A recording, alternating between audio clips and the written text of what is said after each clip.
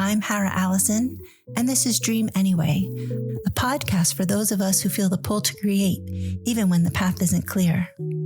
So wherever you are in your journey, grab a coffee, get comfy, and dream anyway. My name is Robert Henry, and I'm an author, I'm a keynote speaker, and I'm a performance coach. I'm mostly known locally. My wife and I own Haven Real Estate Group.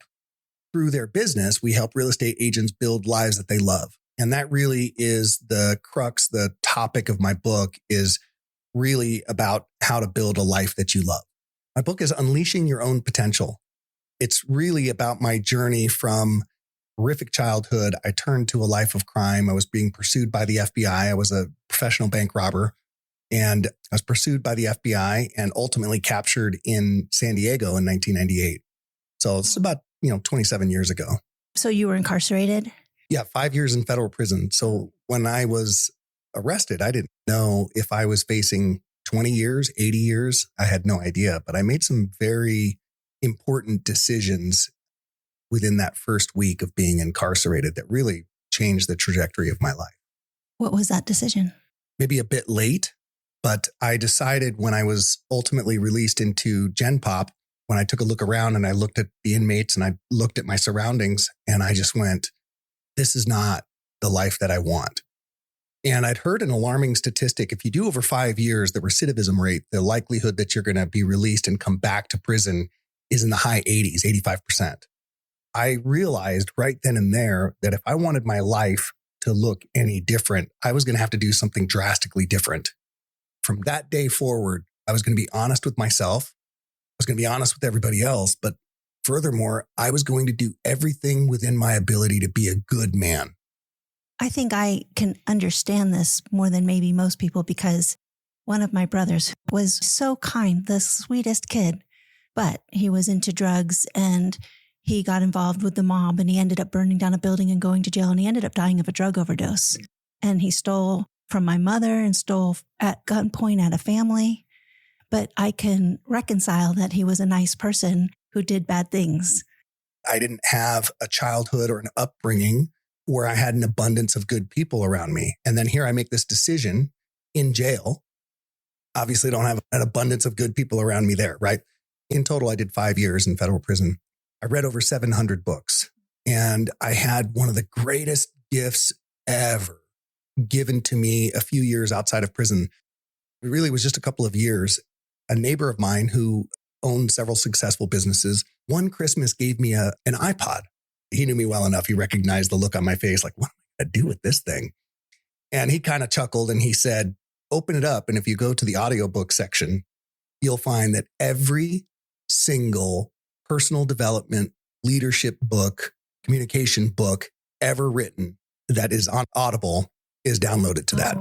And so I spent the next 3 years, literally every single day, every time I was in my vehicle, whenever I was at the gym, anytime I had any free time, I was listening to these audiobooks. As a matter of fact, I could virtually quote Jim Rohn verbatim. We would go back and forth and he would start a quote from Jim Rohn and I would finish it, or Zig Ziglar and many of the greats. And that really fueled my passion for growth and my passion for creating a life that I love. One of my favorite things to do is I love going to inner city, low income middle schools and talking to kids. The reason that it's one of my favorite things is it wasn't until my mid 30s that I realized you can't count on the government. You can't count on our education system. You can't count on our healthcare system. You can't count on our financial system.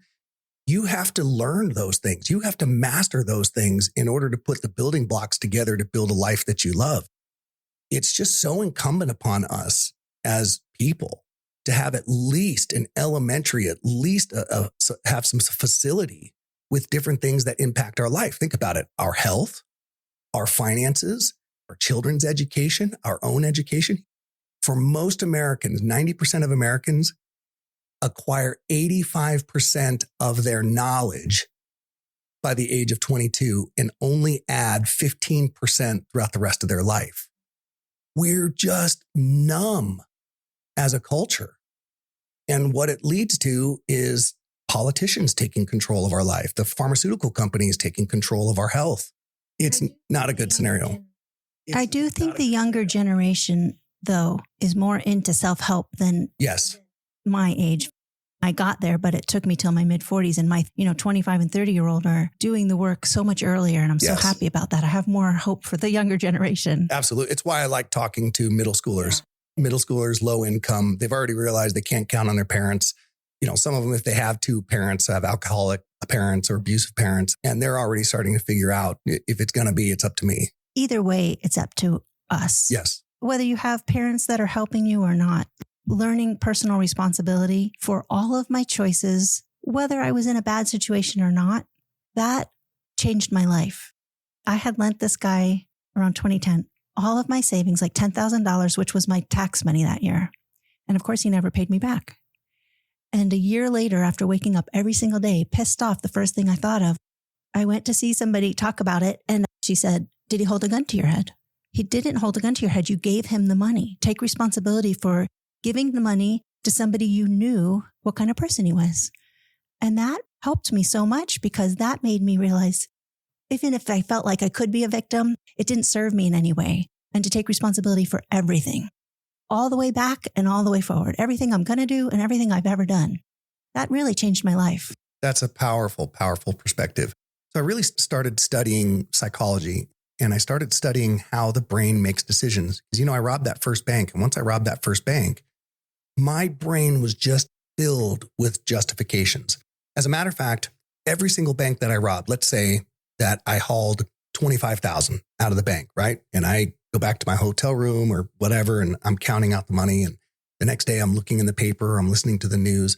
Not once, not ever, not once was it ever reported accurately how much I took out of the bank. It was always inflated. So I bring that up to highlight the fact that my brain went, see, everyone is crooks. The whole game is rigged.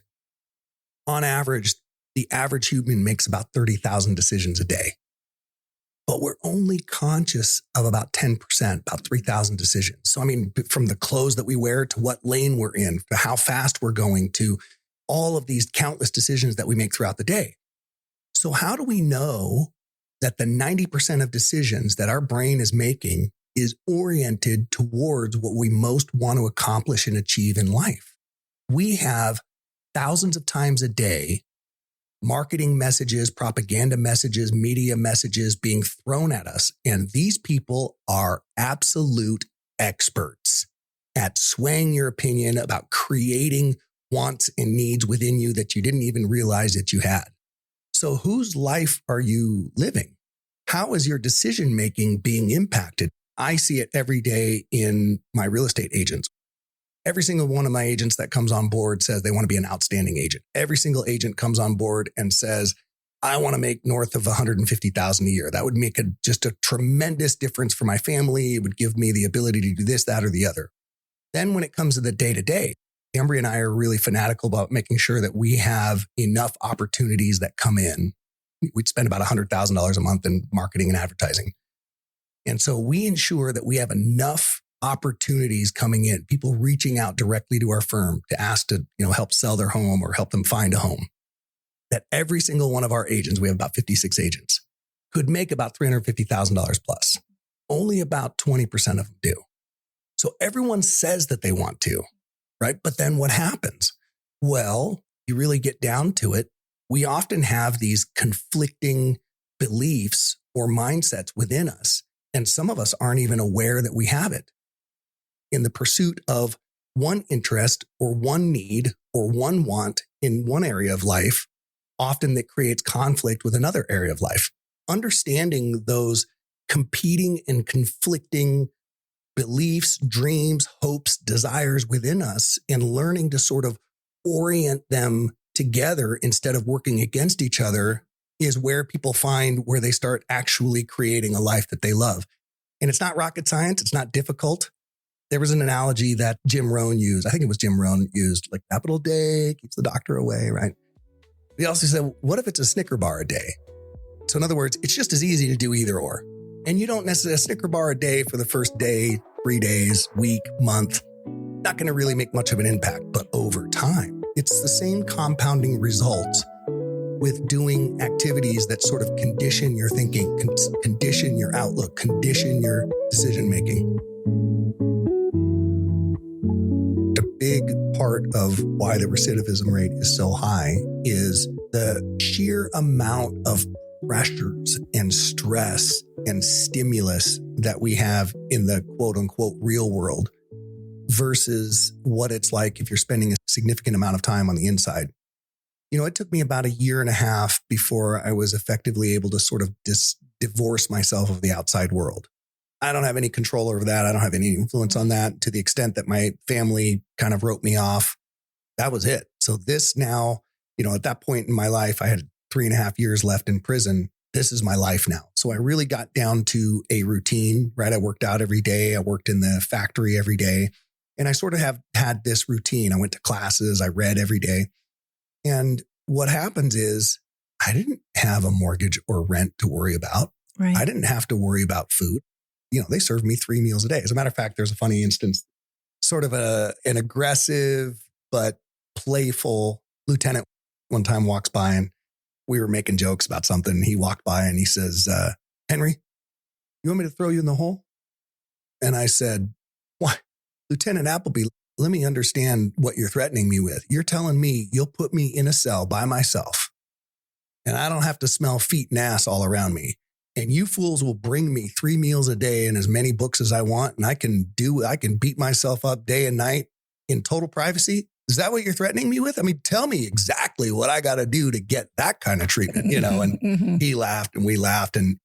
But, you know, stress takes an enormous toll on us, You know, look at how many presidents that we've had that go into the presidency looking youthful and come out 4 or 8 years later, and it looks like they've aged 20 years. Now, it can have the same impact on prison as well. I think for me, fortunately, I sort of divorced myself from trying to figure out or be involved in the outside world and just made that my world. And yeah, I worked quite a bit with the prison psychologist. They were doing a program called Scared Straight. And I did it once and I just didn't like it. And they wanted me to do it again. And I just said, yeah, I'll pass. It's not really my thing. And she's like, you're so good with people. Like, you know, and I said, look, I think these kids are pretty accustomed to being screamed and yelled at. I don't really think we're making a difference here. And she says, well, what do you think would make a difference? I said, I think would make a bigger difference is to sit and listen to them. Mm-hmm. Right. And she says, well, we'll try it your way. And so we did. And then we did subsequent Scared Straight sort of sessions where we did it that way. And it really had positive results. I would sit down with a 14, 15-year-old kid and go, hey, listen, this gets me an hour away from the yard. So it's your hour. You want to sit quietly? I'm game to sit quietly. If you want to ask questions, I'm game for that too, but it's your hour. And some of the stubborn ones would sit for 20, 30 minutes before so what's it like in there? Yeah. And then you just have a real conversation, probably a more real conversation than they've really had. What made you think that you could rob a bank? I read an article in Esquire magazine. How old were you when you got arrested? I was 27. I think I was 26. But I'd read an article in Esquire magazine, and it talked about how they had a very famous FBI profiler at the time, Dan Vogel, who ironically was then assigned to my case.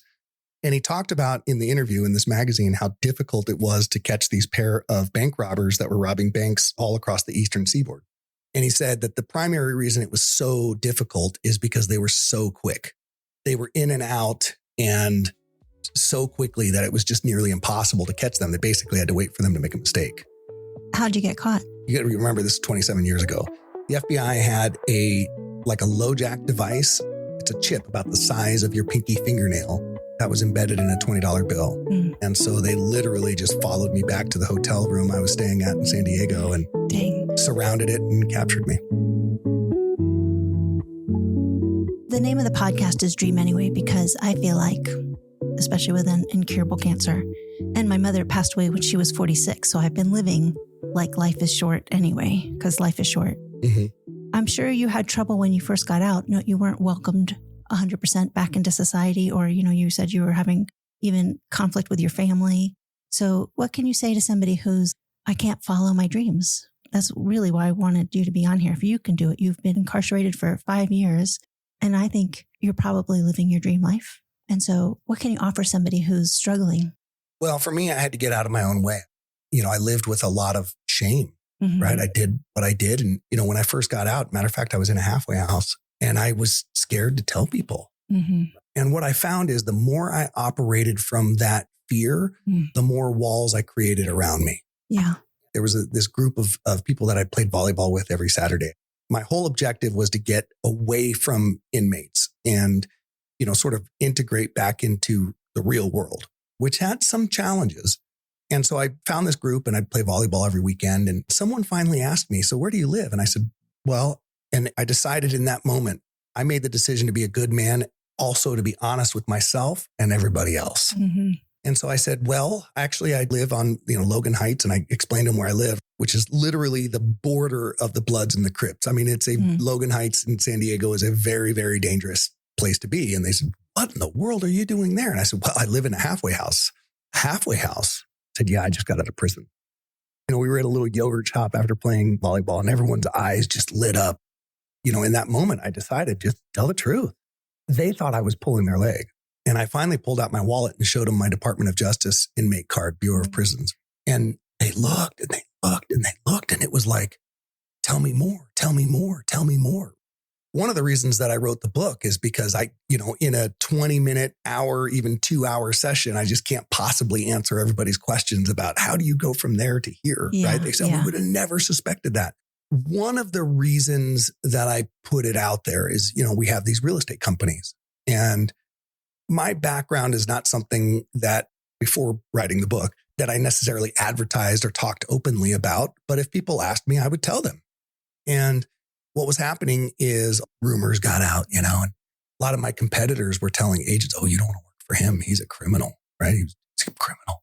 And so I wrote the book, and now ironically, it's one of my best recruiting sources, because when people say that, well, did you know he's a criminal? They go and look me up, and then they find that I've written about it. And I have a lot of people actually that come to me and say, I really want to work with someone who's real, who has been through some shit and can help me work through my own. So in terms of dreaming big, really you got to get out of your own way, because the problem with the way the brain works is if what you focus on expands. Right. So if you're focusing on, I can't, your brain will justify all the reasons that you can't. And I learned to really turn that around years and years ago. And if there's a way, I'm going to find it. If there's a way, I'm going to find it. I feel very like I'll just go do anything. I'll just try anything. And I don't know if you know who Don Hamilton is. He's a very well-known photographer and videographer. He's been around for 30 years easy. I mean, just top of his game. And I was saying that I'm so scared to try videography. And he's like, you just turn that button. That is really all I have to do. And I feel like such a hypocrite. Like, why aren't I just turning the button and playing? Our brains are crazy because I keep saying, well, I don't understand frames per second. I just keep telling myself all my lies. I didn't do photography for 30 years because I believed the lie that I couldn't learn lighting. And now last weekend I taught a class. And so I'm fascinated with my own complications and contradictions. I had a coach years ago tell me something that just infuriated me. I'd signed up for this leadership program, and it entailed, certain measures, certain work that you had to do in this 7-month program. I remember him saying to me, Rob, you spend more time in your head complaining and avoiding the thing that you said you were going to do than it would take you to actually do it. Right. And he said that to me. And of course, my initial response was, well, screw you. You don't know me. Right. And I really sat with it and I went, no, he's right. And I started thinking about all of these projects, all these ideas that I had in my head. And it's just a very human nature thing to do, is we tend to make what we don't know a mountain. Right. To overcome, really. And really what there is to do is just take the next step, and then the next step, and then the next step. Anyway, I'm going to turn the little button from photo to video and see what happens. And just being okay with being terrible at it for a minute. Yes, none of us learned to ride a bike and became Lance Armstrong in one day, right? You can buy my book on obviously all the different online, Amazon and Barnes & Noble and Apple and iTunes and all of that. And certainly do that. It's on Audible, all of that. However, if you go to my site, unleashingyourownpotential.com, and you buy the book there, it's a little bit more expensive. It's $10 more, but you get a hard copy. And the proceeds from that book, I've spoken to inmates, I've spoken at low income schools, and it allows me to give a copy of the paperback to all of these kids. I went to a speech for inmates who had just recently been released, and I was able to give away 150 books. I go to schools and the principal will have the kids in the auditorium and I'll give away 300 to 500 books. So I literally don't make any money from the sales of these books. What it does is just kind of allow me to spread that message. The book is written in a way of 75% of each chapter is a story, whether it's, I had an opportunity to escape or when I was captured, those kind of things. And then the end of each chapter is lessons that I learned along the way that are relevant to that story that I just told. And then some questions that the reader can kind of ponder about how it impacts their own life, about what's important to them, about the life they want to create. And so it very much is a personal development book, but it's wrapped in a pretty compelling story. Do you know what you want your legacy to be? I really take a lot of pride in my phone number is in the book, right? I really take a lot of pride in impacting people's lives and inspiring and encouraging people to be willing to take on there on the bottom, see the text messages. Oh, yeah. Oh, wow. So several hundred. My morning routine is after I go to the gym and do all of that, I usually will sit for about an hour and respond to the text messages. And, I hear just so many wonderful stories. I heard a story of a woman who had a 14-year-old son. She's a single mom. And her son lives in the basement, and she said that she bought a copy of my book from Amazon. It arrived. She put it on the counter and then, she went out to the car to get her groceries and bring the groceries in. And she's putting the groceries away. And all of a sudden, where did I put that book? Did I already take it upstairs? What did I do with that book? And, it was time to make dinner. So she kind of forgot about it. And a couple of days later, it dawns on her, where in the heck is that book? Right. Her son came upstairs. I'm going to get emotional here. Her son came upstairs, the book in his hand, and marched right over to her and held her like he's never held her before and said, Mom, I don't tell you enough how much I appreciate how much you sacrificed for me. And so she texted me this and she goes, I haven't read your book yet, but I'm taking tomorrow off to read your book. She said, I've never seen my son interact with me that way. So that really is my legacy, is to make a positive impact on people and encourage people who, in whatever situation they're in, whether they're facing cancer or whether they, had a horrible upbringing or whether they've lost everything, if you can embrace those setbacks as the foundation for your next step forward, if you can learn to adapt that mindset, it's incredibly, incredibly powerful. We learn significantly more from our failures and our setbacks than we do from when everything goes the way we anticipated. And the reality is life is just not like that. It never goes the way that we anticipated. So the ability to counteract and the ability to elegantly face setbacks and failures and use that as a stepping stone to the next step is just such a great means of creating a life you love.